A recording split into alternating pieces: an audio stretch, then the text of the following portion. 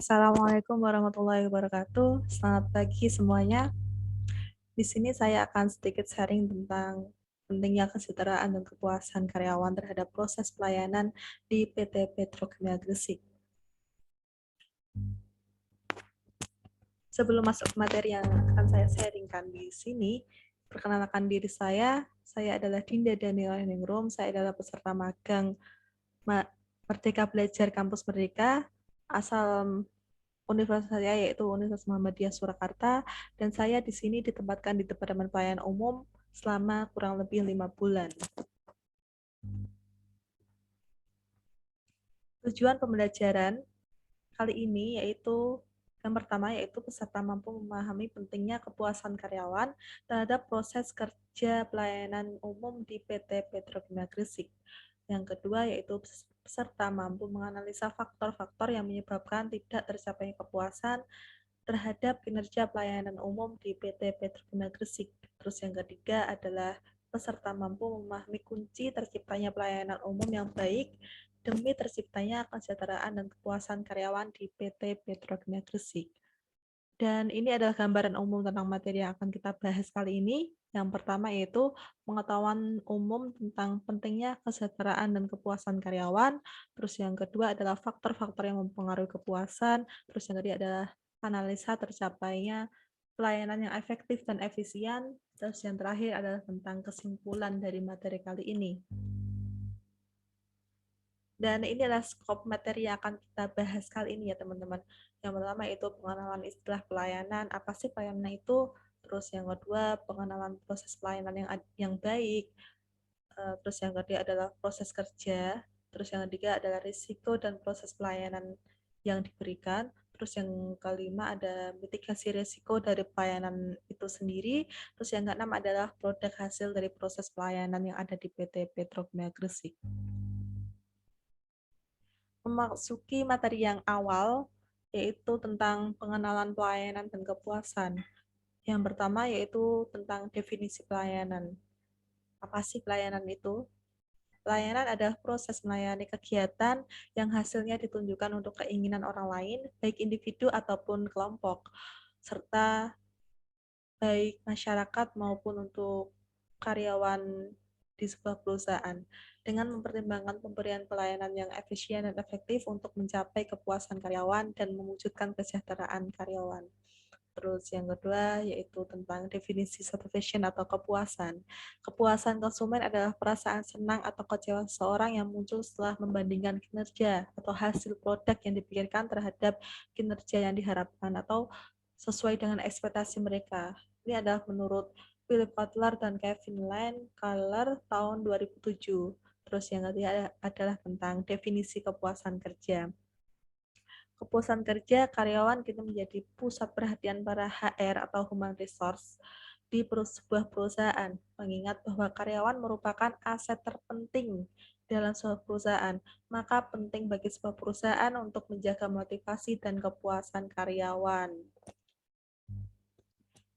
Dan ini adalah tentang pelayanan yang berkualitas menurut Evan dan Lindsay tahun 1997 dapat dilihat dari berbagai sudut. Kalau di sini dapat dilihat dari 3 aspek ya, 3 sudut. Yang pertama yaitu aspek product base, yaitu pelayanan prima dapat didefinisikan sebagai fungsi yang spesifik dengan variabel pengukuran yang berbeda-beda dalam memberikan penilaian kualitas sesuai dengan karakteristik produk yang bersangkutan.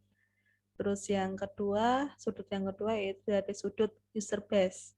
Pelayanan prima atau pelayanan baik adalah sesuatu yang diinginkan oleh pelanggan atau tingkat kesesuaian dengan ekspektasi pelanggan atau keinginan mereka.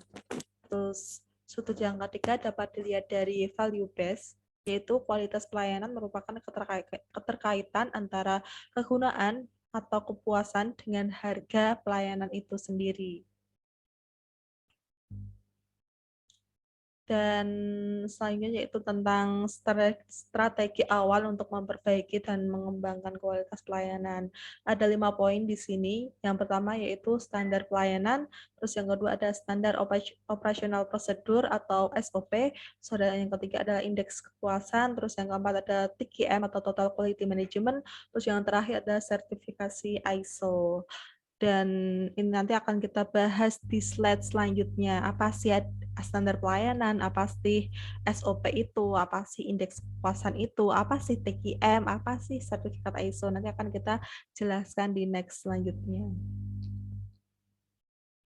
Nah, ini adalah yang pertama yaitu standar pelayanan dan apa sih manfaat dari adanya standar pelayanan.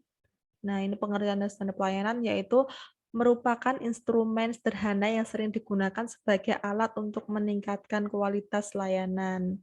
Dan manfaatnya itu memberikan fokus pelayanan pada pelanggan, karyawan, ataupun masyarakat. Terus manfaat yang kedua yaitu menjadi alat pengukur kinerja pelayanan. Terus manfaat yang ketiga yaitu sebagai alat monitoring dan evaluasi pelayanan. Terus yang terakhir adalah memberikan jaminan kepada pelanggan, masyarakat, ataupun karyawan. Dan di sini ada juga langkah untuk menyusun standar pelayanan, yaitu yang pertama yaitu identifikasi jenis pelayanan, apa sih pelayanan yang akan kita berikan kepada mereka. Terus yang kedua adalah identifikasi target. Siapa sih target yang akan kita layani? Atau apakah mereka karyawan, ataukah mereka rakyat biasa, ataukah mereka pejabat yang mempunyai jabatan tinggi di sebuah perusahaan. Jadi kita harus mengetahui target kita terlebih dahulu. Terus yang ketiga adalah identifikasi harapan target. Kita harus sebisa mungkin memberikan pelayanan yang sesuai dengan ekspektasi mereka. Terus yang selanjutnya yaitu merumuskan visi dan misi. Terus ada juga analisis prosedur, persyaratan, sarana, waktu, dan biaya pelayanan. Ini adalah sebuah langkah yang penting ya untuk memikirkan biaya pelayanan yang akan kita berikan itu berapa sih? Apakah mencukupi anggaran yang ada di perusahaan tersebut begitu. Yang terakhir adalah analisis pengaduan keluhan atau bisa disebut komplain. Bagaimana sih komplain mereka nantinya ketika kita memberikan pelayanan, apakah melalui komplain langsung ataukah melalui komplain secara perantara gitu. Dan ini adalah tentang SOP. Apa sih SOP itu dan apa sih manfaatnya sebenarnya? SOP adalah serangkaian instruksi tertulis yang didokumentasikan dari aktivitas rutin dan berulang yang dilakukan oleh sebuah organisasi. Manfaat SOP ini adalah sebagai standarisasi melakukan sebuah pekerjaan dan membantu staf untuk lebih mandiri agar tidak tergantung dengan manajer selanjutnya. Dan yang terakhir adalah menciptakan standar kinerja yang akan memperbaiki kinerja selanjutnya. Kalau di PT Petrokimia Gresik sendiri, SOP ini seperti IK atau instruksi kerja ataupun UP, uraian pekerjaan, begitu. Dan selanjutnya tentang indeks kepuasan pelanggan dan juga TQM, Total Quality Management. Apa sih TQM itu? TQM adalah pendekatan yang digunakan untuk meningkatkan kualitas barang dan jasa melalui partisipasi semua tingkatan dan fungsi yang ada di dalam sebuah organisasi. Dan manfaat TKM hampir sama dengan manfaat dari SOP, yaitu sebagai standarisasi bekerja, membantu staf lebih mandiri, juga meningkatkan akuntabilitas, dan juga menciptakan ukuran kerja yang lebih baik. Dan indeks kepuasan sendiri yaitu merupakan data dan informasi tentang tingkat kepuasan pelanggan yang diperoleh dari hasil pengukuran secara kualitatif dan kuantitatif. Indeks kepuasan sendiri untuk proses pelayanan ini sangat penting dilakukan karena keberhasilan sebuah pelayanan yaitu menciptakan sebuah kepuasan untuk pelanggan, dan kepuasan pelanggan akan kita ketahui melalui survei kepuasan yang kita dapatkan dari sumbernya langsung. Gitu. Dan yang terakhir yaitu apa sih itu sertifikasi ISO dan apa sih manfaatnya? Sertifikasi ISO adalah sebuah lembaga standar yang memiliki jaringan internasional yang dikoordinasikan melalui sentral sekretariat di Jeneva. ISO merupakan penetapan berbagai standar yang menjadi referensi internasional, atau juga disebut sertifikasi ISO adalah sebuah pelatihan yang nantinya akan mendapatkan sertifikasi internasional begitu. Manfaat dari sertifikasi ISO ini sendiri yaitu mendorong untuk mengembangkan kualitas pelayanan, terus standar ISO menyediakan teknologi dan pengetahuan baru untuk pelayanan yang lebih baik, terus ada juga sebagai pelanggan diberi jaminan kualitas, keamanan, dan kepercayaan selama proses pelayanan tersebut. Begitu. Terus selanjutnya yaitu mengenai kenapa kepuasan karyawan penting bagi penyedia layanan dan perusahaan. Dan jawabannya ada di sini. Pegawai perusahaan atau karyawan merupakan sumber daya terpenting yang mendukung perwujudan visi dan misi perusahaan. Oleh karena itu, kepuasan kerja karyawan akan menjadi fokus sumber daya manusia perusahaan.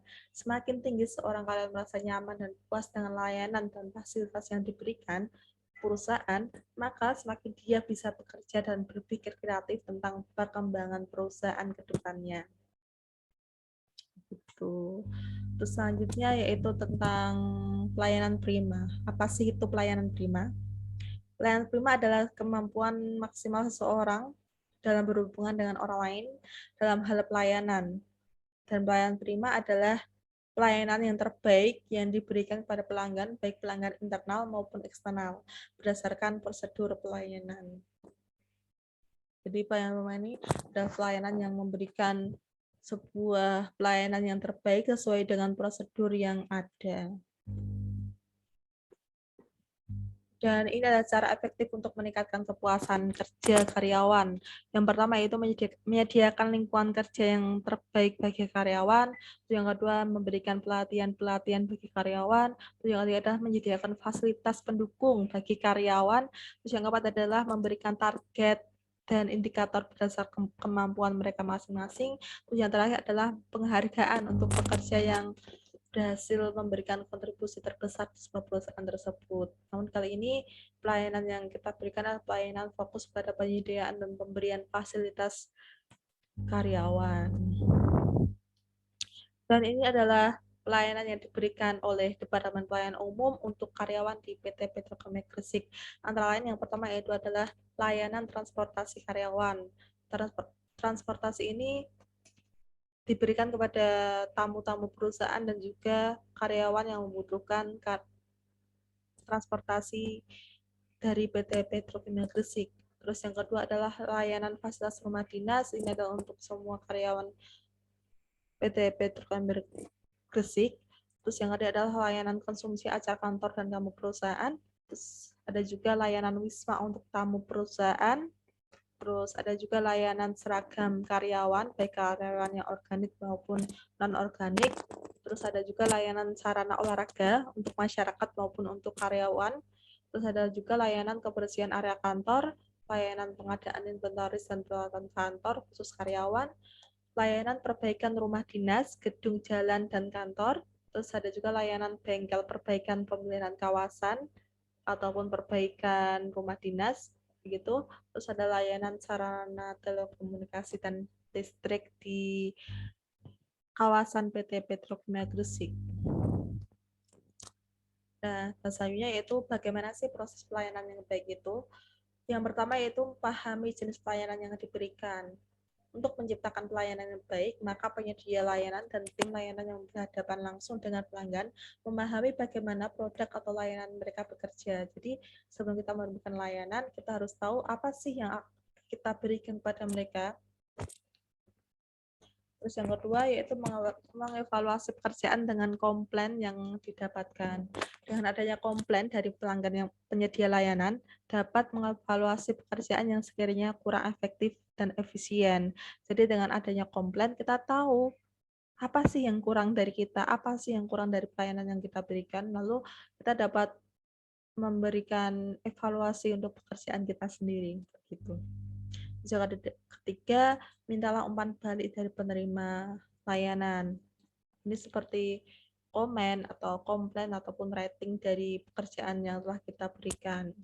Di satu titik mungkin merasa terkejut dengan apa yang dipelajari tentang pelanggan dan kebutuhan. Mereka ketika bertanya pada mereka apa pendapat mereka tentang bisnis, produk, dan layanan yang diberikan. User bisa menggunakan survei pelanggan, formulir, umpan balik, dan juga kuesioner, tapi juga bisa menjadikan praktikum umum untuk meminta umpan balik secara langsung pada pelanggan ketika mereka menyelesaikan pesanan mereka begitu. Jadi kita bisa meminta umpan balik apa sih yang kurang dari kita, kita dapat mengevaluasi dari umpan balik yang mereka berikan. Terus yang keempat yaitu bersikap responsif. Jadi pemberi layanan itu harus responsif. Ada ketika orang lain membutuhkan intinya. Mungkin tidak ada hal yang lebih buruk dibandingkan tidak responsif terhadap pelanggan yang berusaha mendapatkan bantuan, menyelesaikan masalah, atau mencari tahu lebih banyak tentang apa yang diberikan. Sangatlah penting untuk menanggapi setiap pertanyaan dengan cepat, bahkan jika itu hanya untuk mengatakan bahwa mereka sedang mencari solusi atas permasalahan pelanggan yang akan kembali menghubungi mereka. Beberapa respon selalu lebih baik daripada tidak sama sekali agar pelanggan tidak merasa kecewa atau diabaikan.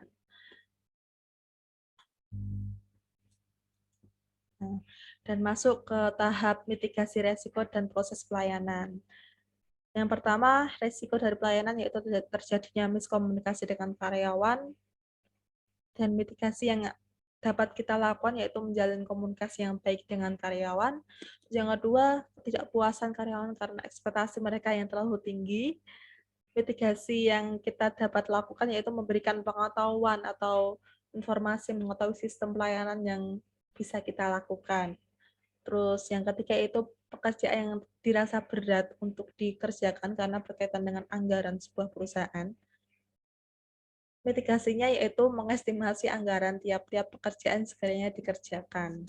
Terus yang terakhir yaitu permintaan yang menumpuk sehingga terjadi penumpukan pekerjaan atau tidak bisa langsung menyelesaikan pekerjaan sesuai dengan permintaan. Mitigasi kita yaitu menargetkan berapa pelayanan yang setiap hari kita kerjakan dan mengurutkan dari yang paling urgent dan sekiranya butuh banget pelayanan yang akan kita layani.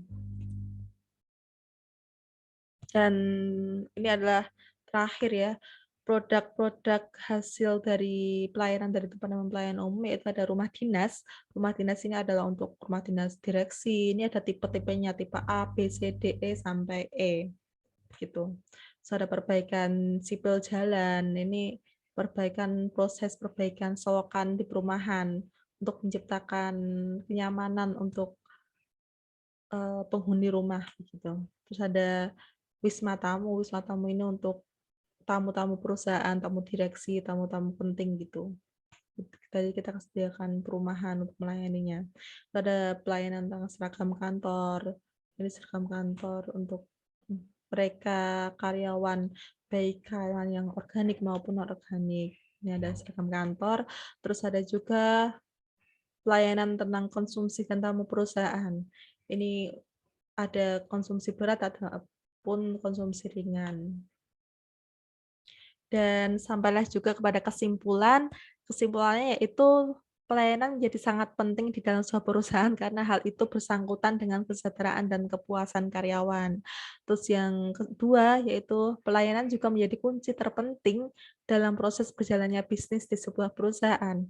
Dan yang terakhir yaitu pelayanan adalah cerminan dari perusahaan tersebut.